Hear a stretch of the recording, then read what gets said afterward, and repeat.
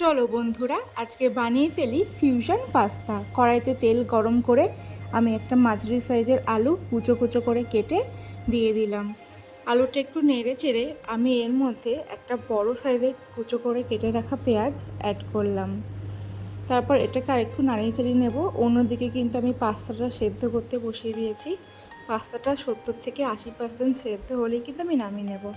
এর মধ্যে দেখো কুচো করে কেটে রাখা কাঁচা লঙ্কা আর ক্যাপসিকাম দিয়ে আবার একটুখানি নেড়ে চেড়ে নেব। অল্প একটু নাড়াচাড়া হয়ে গেলেই এর মধ্যে আমরা সামান্য পরিমাণে নুন অ্যাড করব। আর খুবই সামান্য পরিমাণে হলুদ অ্যাড করব। মনে রাখবে এখানে কিন্তু বেশি হলুদ অ্যাড করা যাবে না, যেহেতু এর মধ্যে আমি অনেক চাইনিজ সস অ্যাড করব। এর জন্য কিন্তু বেশি হলুদ দেব না। এবার এটা একটু নাড়াচাড়া করে এর মধ্যে আমি কুচো করে কেটে রাখা একটা টমেটো অ্যাড করে আর একটুখানি নাড়াচাড়া করে নেব।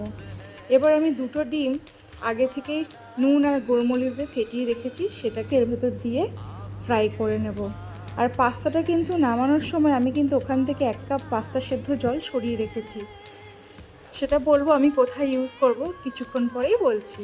এবার এটা একটু ভাজা ভাজা হয়ে গেলে দেখো অনেকটাই ফ্রাই করে নেব। এখানে ভাজা হয়ে গেছে। এবার এর মধ্যে সেদ্ধ করা পাস্তাটা অ্যাড করব।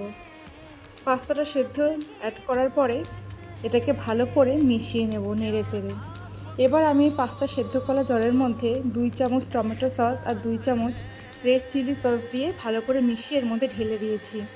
এবার এটাকে ভালোভাবে মিশিয়ে নেব আর একদম লো হিটে 5 থেকে 6 মিনিট একদম ফ্রাই করে নেব। এখানে ফ্রাইটা কিন্তু বেশি হবে না, যাতে সব কিছু ভালোভাবে মিশে যায়। এর জন্য হিটটাকে একদম লো করে দিতে হবে। এবার দেখো নুনটা একটু অ্যাডজাস্ট করে নেব। নুনটা একটু কম হয়েছিল। এবার নুনটা দিয়ে ভালো করে আবার একটু মিশিয়ে নেব। এবার কিন্তু আমাদের পাস্তা প্রায় বলতে গেলে রেডি হয়ে গেছে। একদম গরমা গরম সার্ভ করব।